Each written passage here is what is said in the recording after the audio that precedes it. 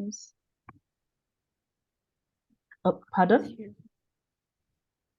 The pre-colonial times assignment. Yes. So maybe just to recap what we did so, earlier in the morning, we had a few people share their research, and we are going to have the same session right now as well.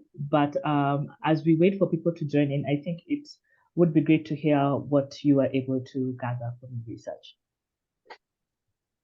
I make bags from upcycled tire tubes as an alternative to leather.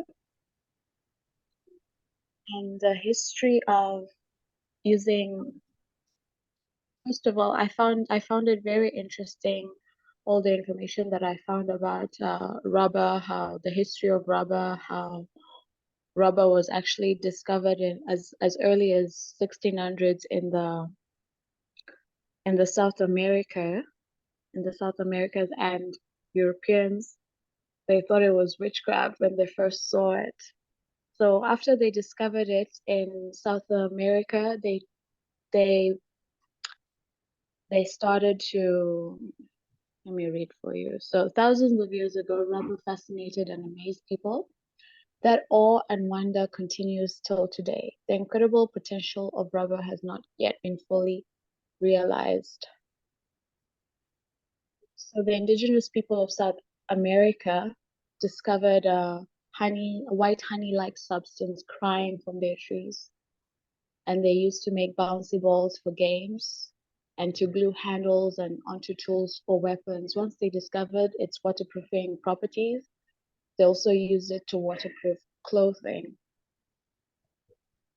There's a rumor that Christopher Columbus witnessed rubber in Haiti in the 1490s when watching natives play with a funny rubber ball, or stories of Europeans initially thinking rubber was witchcraft due to its extraordinary properties. You know, it was flexible, stretchy, adhesive, waterproof. They introduced rubber in the English society in like the 1700s, and then they named it rubber because of its ability to rub out pencil markings. The history of pre-colonial and colonial history of rubber in Africa is very intertwined, and it gets really dark, and as I'm sure you can imagine, with stories of King Leopold. So it's a really ugly past when it comes to Africa. So I actually just prefer to read about leather because in Ghana, there was like people, the Africans were using, like they had their own trade with, before pre-colonial time, they had their own trade with leather, and it was like good for the economy. It was like better to read about that than to read about all the dark parts of rubber. Okay. Hello? Yeah, we're listening. So what did you discover about leather apart from the trade? What was it used for? Oh, they used to make shoes. They use it as a source of employment, and it really contributed to the social life, especially in Ghana with the recreational activities. And of the pre-colonial Ghana was drumming and dancing. So the various traditional drums were made from leather, and they were used at funerals, naming ceremonies, marriage ceremonies. In fact, no societies in pre-colonial Ghana existed without a drum. So leather was a part of the components that were used to make those drums, that made those very important in their lives. It also had like a very religious importance because leather constituted an integral aspect of the religion of the people of pre-colonial Ghana. They used the production of amulets for the people. They believed that if they had those amulets on them, they were protected from harm. They placed these the amulets from before they were worn on their bodies, especially around like their neck and like their waist. Okay, that's really interesting. I think what I found most interesting is that I didn't think that we had an employment structure. I thought that came with the colonialists, the idea of work, Yeah. economy, and all of that. So they sold the raw leather, they sold it to producers to make the leather products, and those who turned the tanned leather into items of beauty and and then sold them in return for money. So in short, they just earned money from the activities. Mm-hmm. Cool. There was So also like leather merchants. cool. Did you learn There were anything about people the who did not process? really produce leather. Mhm. Did you learn anything about the processing? How they, I don't know if, what is it? You dry leather? Tanning leather. Yeah, Making. the first step was to like, of course, slaughter the animals and to skillfully remove the skin. And then it was like tanned, and after which the leather was ready to be used. Okay. So do you feel like you found anything that you can adopt into your business? Anything that inspired you? I wish there was a way that I could tan the tire tubes. Really, Mm-hmm. it really made me wish that I could be using leather, because with leather you can do so much with it. You can make it into different colors, and with tubes they're black. So all you can do to make it more vibrant is add more fabric. But then I thought about maybe getting in touch with people in Kenya that do actually make leather and have the bags made from leather Tire. and rubber. Yeah. Leather and rubber would be an interesting look, by the way. Yeah, but then that goes again the whole thing about trying to be a vegan brand and, trying to say no to leather products. Mm-hmm. Cool. Interesting. Thanks, Cool. Nicole. I think Share. one of the things we realized is once people really tapped into this research, they have been able to see things that they can now adopt that they never considered. So I think this has been research that has been done within 24 hours, and I can only imagine how much more can be captured as you take more time to kind of go in depth in your craft and see some of the things that are being applied within Africa, out of Africa, and what you can do with that information, right, Antonia? Yeah. Yeah, absolutely. Yeah. So we have Barbara and Joy logged in. So I'd like to select Barbara to go next. Maybe share what you were able to find in your research, and then we can select someone else after. So Barbara, maybe you can share your findings with us, please. Hi everyone. Hi. Um, so I was looking into the art scene, the pre-colonial art scene in Kenya and Africa, and there was quite a lot of information on that. And but I think I will kind of summarize like the common themes that I noticed across different communities, and maybe a bit of a few highlights from some communities. So, for example, art was very revered in many communities. It was seen as an expression of identity. It was also incorporated into spiritual work and also into just everyday activities. So, for example,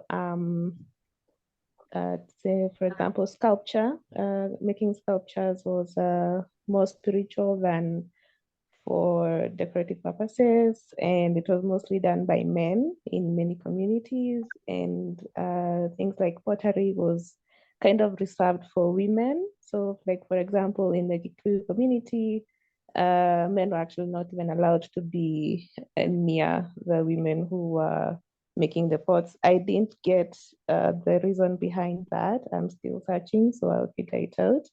But it was interesting to see the division of crafts between the sexes. And there was the use of patterns. In almost each community has very similar use of geometric patterns. And I think the most common one I saw was triangles. Not so sure why, but almost every community had the pattern of triangles in their work. It was also very repetitive. So lots of squares, rectangles, lines, dots, and that was the most used style for the items. So like for the Kikuyu, like they made the etching on items like calabashes. I think also the Kamba did the same on calabashes, and also saw a study that some of the Kikuyus use the calabashes, like the designs, to tell a story. I still haven't figured out what that's about. I'm very curious about that, and so I'll look into more details about how they were using kind of like hieroglyphics, like the Egyptian ones, to tell a story by etching them on calabashes. Yeah, so also different communities kind of had like their staple colors. So like the Maasai's, the main colors was red, black, and white. And I think for the Kikuyu, I saw it was like ochre, blue, and white, but they all had different meanings. So that was also interesting to find out. But yeah, there's a lot more to discover, and I think I'm going down the rabbit hole. And so I think that's what I'd like to share for now. Yeah. That's really amazing. Yeah. That's really amazing. That's really good. Well, because he's an artist. He's an artist. Okay, so just to add, he's a sculptor. I'm glad you were able to find out that information about our identity and how we created work. I just wanted to add some things to you because you said some things that I know about that are actually quite different.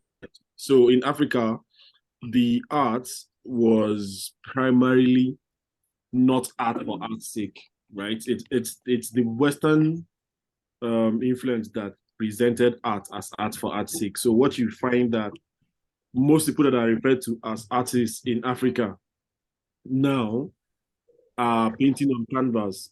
Those are not artists, right? The artist in the African sense is the person that beautified events, that created writing systems, that adorned buildings, and every object we used was, they just had that aesthetic needed to be there, right? Which is pretty much what we are lacking as Africans now, right? Because we're looking at it as art. It wasn't necessarily art. It was actually an expression that was needed in the everyday objects that we used, right? It was part and parcel of the fabric of society, socio-political events, marriages, naming. So art was part of life, right? Not to be done. It was very functional.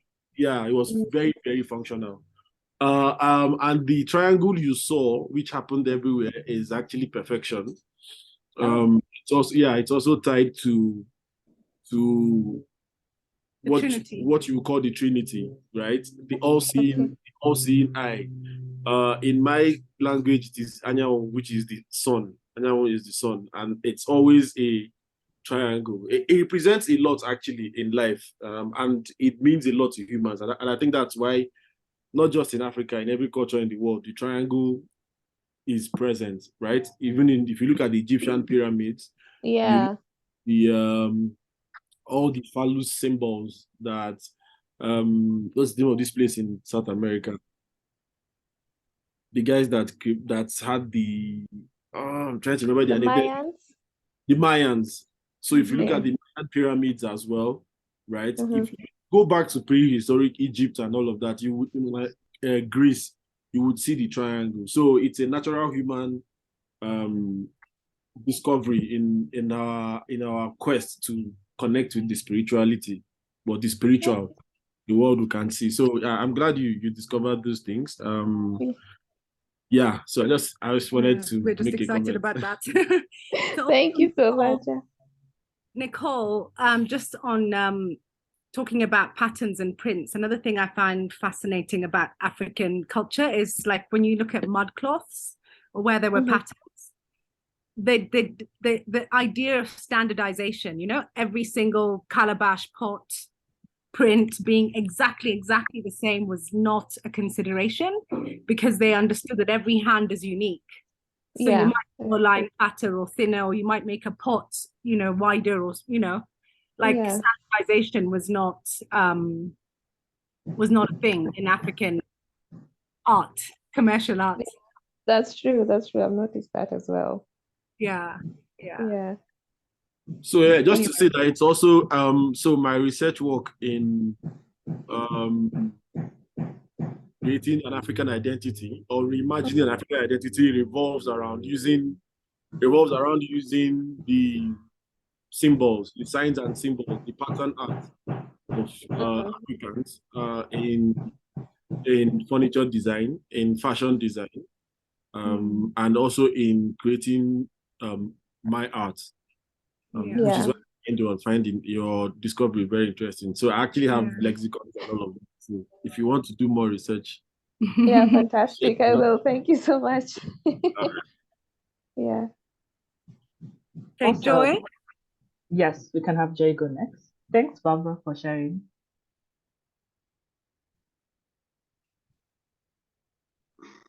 Hi everyone. Hi, Joy. I hope you're feeling better today. Hi. No, I'm not. That's why I'm trying not to speak as much. But I'll just summarize everything I researched in 2 minutes, if it's okay. Sure. So when I was doing research on beads, because that's mostly what I use in making my merchandise. So I saw beads are originally in Africa. They're made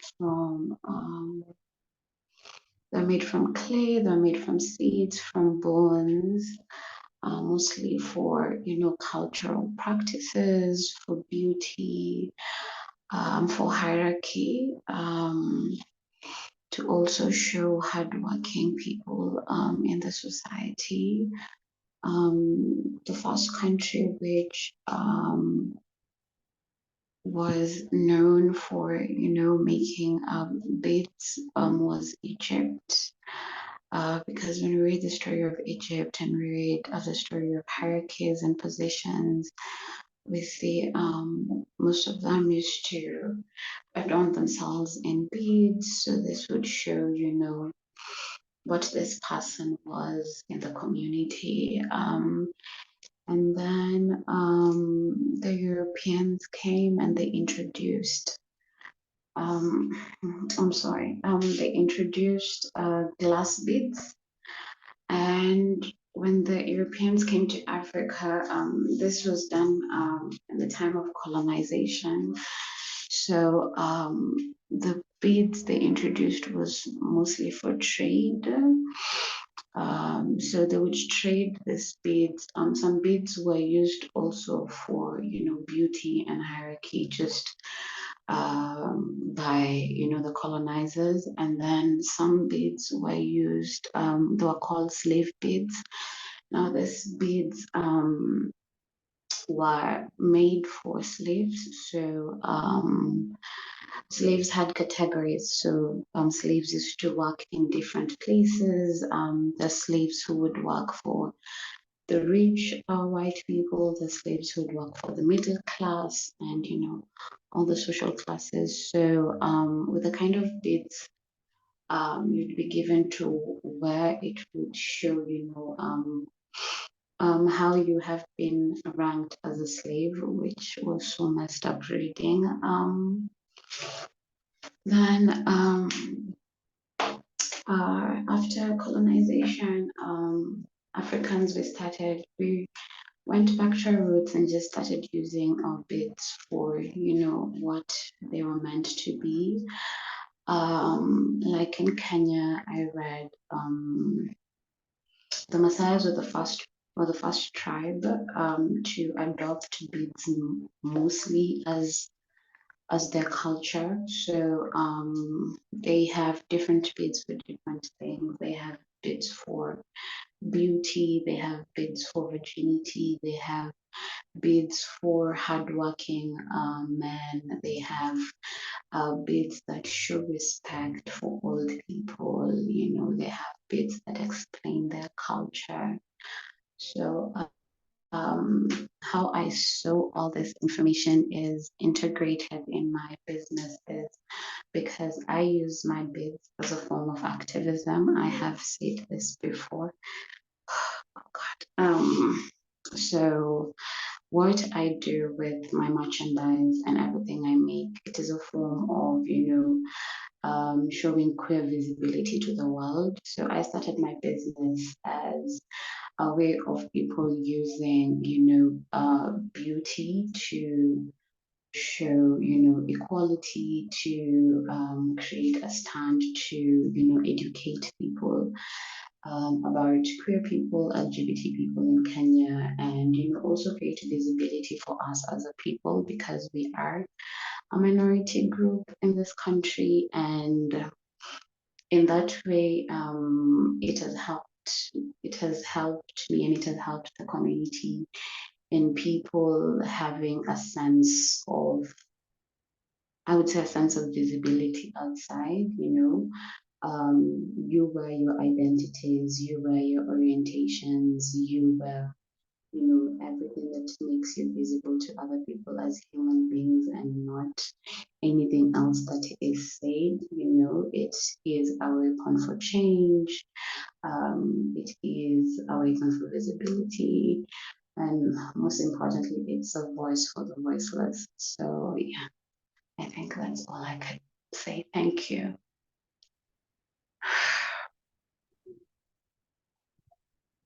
Thanks for sharing. Thanks for sharing. Listening to you, I've just remembered that in Kikuyu culture, and I think Ugandan culture, there was LGBT communities, and they were actually the spiritual leaders. And a lot of men wore jewelry, normal men, but also LGBT men. And I'm remembering this because my son he likes to wear jewelry, and someone was telling him that men don't wear jewelry. Yeah, it's very true. He managed to find pictures of LGBT Kikuyu men wearing jewelry. A lot, yeah. actually. Yeah. So, maybe doing jewelry for men could be also a good sign of activism, just sort of getting rid of the whole gender bias and things like that. But yeah, that's interesting research. Yeah, thanks for sharing. Who wants to go next? Awesome, thanks. Virginia already shared with us previously, and Faith also shared with us, and Cynthia also shared with us. I can't seem to find anyone who hasn't shared, who's logged in at the moment. So everyone already did share. Yeah. So from the looks of it, I think everyone's getting a lot of insights, which is great. So we've done a lot of thinking outside of the box, researching. Now we want to narrow down to at least 10 good ideas that you could fundraise for. And we're going to give you an hour and a half and then get you to come back and share some with us. And then we'll pick the people who will take on to the next part of the cohort. Does anyone have any questions? I'll put this in the group as well. Yes, I do have a question. So when you say 10 ideas, is this 10 ideas of what you are doing or 10 ideas of what you would want to do? I think I'm confused there. It can be what you want to do, and then this is what we'll fundraise for. It doesn't have to be something you've done. So part of the next phase is we're going to help you develop the business idea, help you develop the story, put it into a pitch story, but also help you design the business case. So anyone who's investing in you will want to know why, why they're investing and what they're investing in. And most people like to invest in ideas that they think are unique, which is the point of this innovation program, is to upgrade your business and then have a very clear fundraising goal that will allow you to be sustainable. And so let's say, for example, you decide you want to fundraise for a collection for men. We do a mini business plan. What would it take? What staff would you need? What capital would you need? What profit margins? What pricing would you have? So that when you're asking for 500K, you know that it will be able to take you to success. You're not going to run out of money after 1 month. But the idea of this whole fellowship is to showcase African businesses that are inspired by African philosophy and sustainability. So the point of the last couple of days, right from the beginning of design thinking, was to get you to develop your business concept, which I think has been clear in all our communication, written communication anyway. Hello? And maybe to add on top of what Antonia has said, maybe for some of the businesses here, there's something that you have already started on, and maybe the past couple of trainings has given you more clarity on how you can progress with it. So when it comes to fundraising, I think what we really want for you to do in this session is to be more clear on, okay, this is what I've learned. These are maybe some of the ideas I've come up with, or this is what I've learned with what I had already started with. I can see how I can make it even better. So we just want you to be make it, sit down, break it down, create more clarity on what your vision is and what you'd want to fundraise for. How do you want to communicate that, So yeah, and also to add to that, the last 10 we'll be showcasing are the ones that are have the most African and sustainable inspiration. So if you were already doing that, if you were already African inspired or already sustainable, then I suppose you're just defining the product and defining what you're fundraising for. Yes. Hi, so you can build on to what you already have and present that it's okay, perfect. Absolutely, okay. Yeah. Yeah, but you're it just has to be, well, let's just say the showcase is about those that are African inspired and sustainable, which is why we spent time doing the design thinking, teaching, the sustainability thinking, and even all of this R&D as well. Right, okay, thank you. Yeah, because You're welcome. The platform is there anyway to fundraise anytime, right? Yeah. I'll share a link to a partner page of a previous Kenyan cohort we had. I think I've mentioned it in a previous session before, where a campaign was able to raise up to 1.3 million, which was really amazing. And they were able to do that actually in the course of 1 week, So one of the things that we said is we want to guide you and help you to get to a point where by the time you're launching your crowdfunding campaign, you have all of this material prepared, you have the clarity of what your goal is at the end. And, we help you and guide you in creating the concept, the pitch, the video, and everything. So maybe I can quickly add it. Underline that. Yeah. I'm assuming all of you here attended all the other 5 online trainings that were very geared around crowdfunding. Yes. Yeah. So if you just want to crowdfund straight without any African or sustainability impact in your business or project, you have all the information, hopefully, on how to have a successful campaign. And in case you missed out, I shared the YouTube links with you guys via email, so you can always reference back. In the comment section, in the chat section, I've shared a link to a partner page of our previous cohort, just to see some of the successful campaigns we had and how they set up their campaign. However, we will be taking you through this, and in case you don't end up getting picked, we are still very much available to want to guide and help you on launching a crowdfunding campaign. So always keep that in mind as well. Yeah. So just copy that link, and then it can give you a better idea of some of the businesses we've kind of guided before. And with these ones, we didn't go in depth. We didn't have a masterclass with them like we have now. I feel like now we're more involved with you and kind of giving you more information and guidance and equipping you with, how you can figure out and implement new ideas for your business. Yeah. I have a question. Sure. So does it have to be 10 ideas? Because okay, to be honest, we wanted you to go through the thinking of 10 ideas and then present the top 2. So that you don't get lazy and say, oh, that was a good idea, that's it. Okay. Just to try and stretch your imagination, because sometimes your 8th idea is the bomb one. It's not always the first. Great. Yeah. Thank you. Yeah. You're welcome. Any question from anyone else? So just to give you guys enough time, I think it would be great if you could log out now. We can reconvene at 4 p.m. And in case you do have any questions, at least we have the WhatsApp group where you can quickly ask in case you need any more guidance. But like Antonia said, try come up with 10 ideas. You never know, the 9th or the 10th one might be the one. And then you can narrow down to your top 2. And then we can discuss more about that. And then we'll also guide you on the way forward. The afternoon session will be from 4 to 5. So kind of spare like an hour with us for to kind of guide you further on the next steps. Yeah. So let's see you guys at 4 p.m. And yeah, awesome. Thank Thanks for joining. Thank you.